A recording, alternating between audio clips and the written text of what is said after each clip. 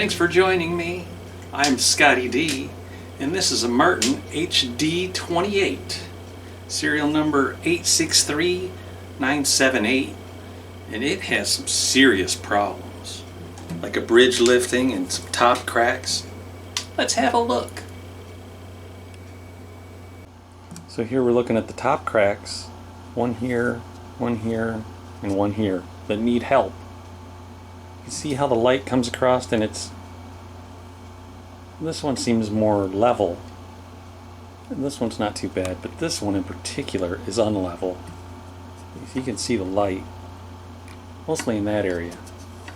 That's one reason I like these LED lights up on the ceiling there. Kind of shows me how a top is doing. But anyways, if you're not a big Martin buff, you're probably wondering why HD28 and not just D28. Well, the H stands for herringbone, which is this little purfling line here. Herringbone pattern around the edges, which the D28 does not have. And inside the guitar, which we're going to look in a second, you'll notice that the braces, you got the X brace and then you got the tone bars that run across these cracks. They're scalloped, you know, like a suspension bridge has a scallop. The rope coming down off the top goes like this. It'll be upside down inside the guitar, but you'll see the braces aren't just flat, they're scalloped. So kind of like Ingves fretboard, scalloped. Yeah. So the first thing I did is I went around and had with a 3/1000 feeler gauge and saw how big of a gap I had back here.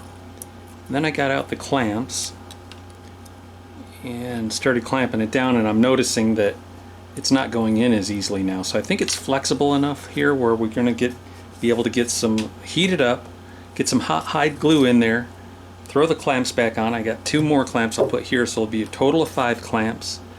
But the other thing I'll do next, now that the hot glue is warming up, I mean the hide glue is getting hot, is get a heat lamp over here. I'm going to take these off and warm this bridge up, and once it's nice and hot, we'll get the glue in there and throw all the clamps back in. Looking through the sound hole, I've got that light inside, I've got a mirror down there in the bottom, and I've got my C-clamp, which you can see here on the outside. And good thing I'm doing this test run with the clamps before I put the glue in, because there's a little pickup system down in there that's really close to the foot of the clamp, and you'll see how the clamp is sitting on the brace. That's because where I want to put the pressure out here on the outside means it's going to have to, the foot's going to have to set on the brace, and that little nylon foot has a little scalloped, a little dish out in it for the brace. It's a special little call. So I started warming up the bridge.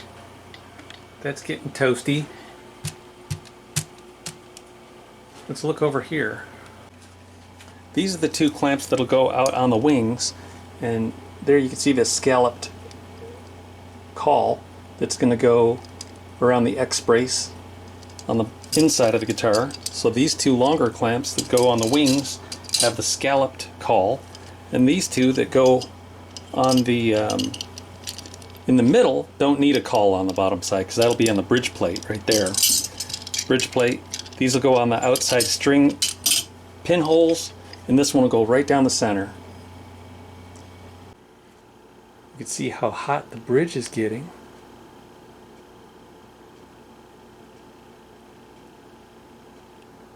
We don't need to really get all that scientific with this. We just need to warm it up for 10 minutes.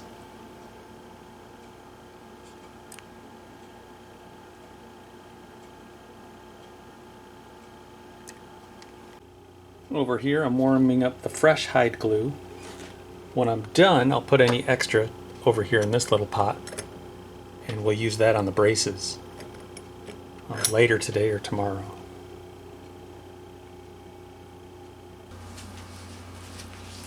Alright, got the glue. It's pretty hot. I'm gonna draw a little line right here. Force it in. Right there.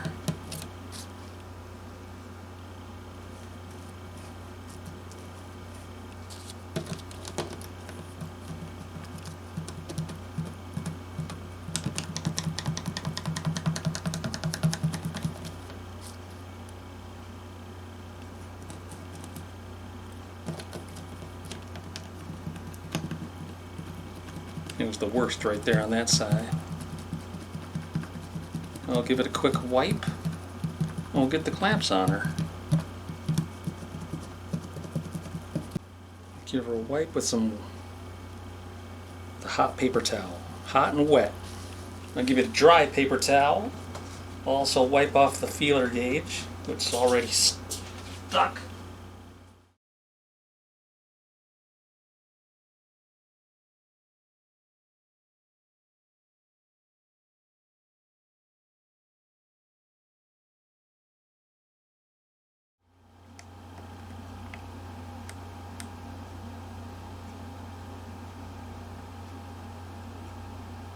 Squeeze me.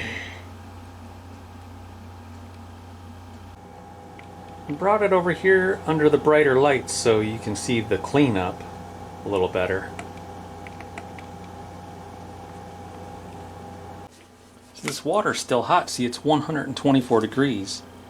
So I'll just take a little piece of paper towel and kind of wrap it like this. And just get a quick dip into the water and then over to the cleanup. Okay. Wipe it with the wet one. I'll wipe it with the dry one.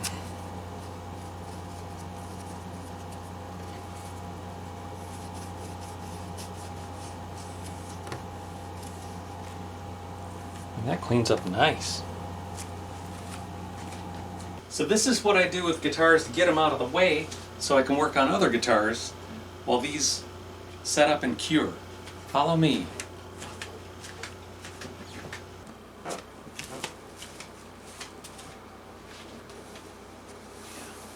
Right there. To the workout room. Okay, same day here, 6 hours later. Clamps are off. And that same 3/1000 of an inch feeler gauge, it does not go. So the great thing about hot hide glue, a lot of times when I come back to take the clamps off, the clamps are looser than when I put them on, because the two parts, they kind of suck together as the moisture from the glue evaporates out or gets soaked into the wood. It pulls them together. So it's just a miracle glue. Alright, so these two cracks might need cleats on them. I'm not sure. I'm deciding. This one I'm not going to cleat. This one I'm going to, first of all, I'm going to reach in here inside the guitar. I've got the StewMac scissor jack, and I've got it pretty much extended as tall as it can go. It's going to be like all the way. And watch what happens when I get it in there and I open it up. I can get this crack. You can see the crack. Alright, so I'm going to open it, loosen it, to open it. There, see it opening? So I'm gonna jam the glue down in this crack, pull the jack out, and then set my caul on top and clamp it from the outside. So I'm warming up the soundboard. I just washed my hands. You want to make sure you don't have dirty hands and go pushing dirt down in the crack. So got the jack on the inside pushing the crack open. I'm warming it up. Got clean hands. Here we go.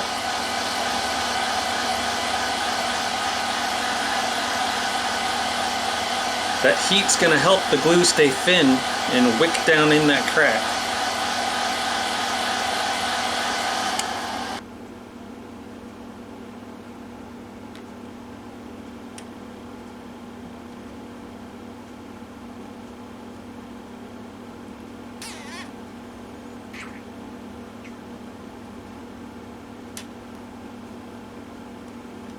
Now when I pull the jack out, we might see a little glue on it. And we might see some glue squeeze on out of this as I lower the jack. Let's see. Okay.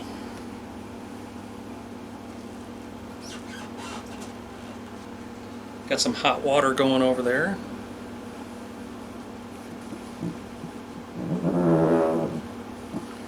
It's surprising how very little amount of glue works miracles on this thing. 2 cam clamps and a microphone, where it's at. 2 cam clamps and a microphone, where it's at. Next day here, and as you can see, yesterday's crack turned out absolutely wonderful. It's perfectly level. Now today I tackle these two, and as you can see, not good. This call teeter-totters, and I decided to use the TJ's crack cleating system, clamping and cleating. These are the calls, this is the cleat, and I'll show you the clamps here in a second. This will go, I'll cut the sections and put them right on here, and then I'll stick it on in and clamp it real hard. The tone bars, which is the internal bracing, span across these 2 notches that I created, and the magnets hold it in place until I can get the clamps on. So I'm gonna go through the same thing that I did yesterday with heating it and putting the glue on and putting all this in place and clamping it, and then I'll be right back. Alright, now it's all glued up and clamped, and you might be able to see on the mirror on the inside if I zoom in what it looks like from in there. I don't know.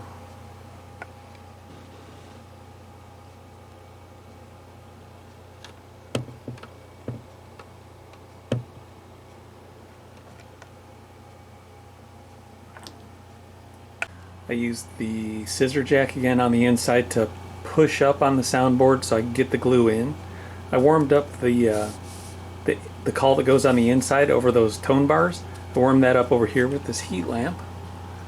And then I used the good old hide glue, as always.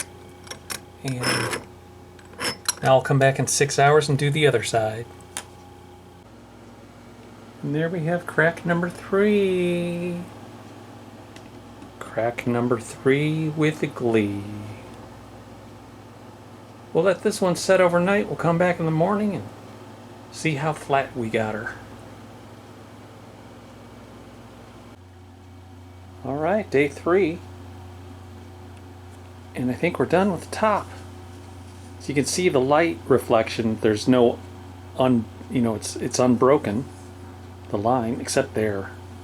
This one, I did these 2 main cracks with the TJ crack cleat method, and this one I didn't, and it shows right there.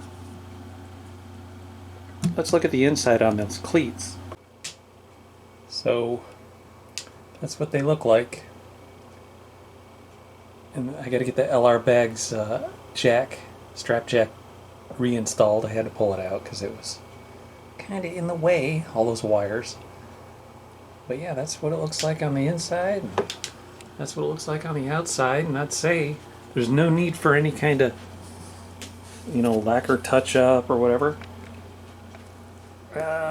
Although, this one, I can feel it, and I can kind of see something going on there. It might do a little something to that. But these 2 main ones look so good. It's just the best crack repair system I've ever come across.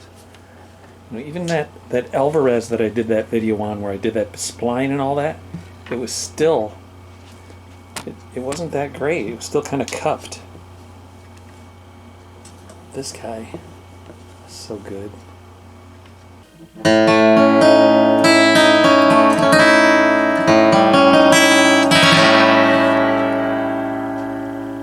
Thanks for hanging out with me today, guys. If you guys want to check out this whole crack repair system that StewMac sells, just go on there and search, go to the StewMac.com, search TJ, and all of the tools and products that he's developed for them comes right up, and you're looking for the crack cleat system. Anyways, when you scroll down to the bottom of that page, Dan Earlywine has a demonstration video on exactly how to use it. And also the Luth group, if you remember that, TJ himself has been on the Luth group 2 or 3 times now and done really lengthy interviews, like 2 hours long, and he really get inside of his head and hear about why he developed this product and some of the other products. You know, he has some bridge flattening stuff. You've probably seen me use it before. It's great stuff. Even Dan says he's never repaired a crack as good as when he's used the TJ's crack cleating system. And as far as I'm concerned, you know, like I said, I've done the spline thing and everything, and this it's a little difficult to kind of get these calls made. You know, you got to make your own kind of, depending on the bracing system inside the guitar. You got to make your stuff. You got to modify the stuff.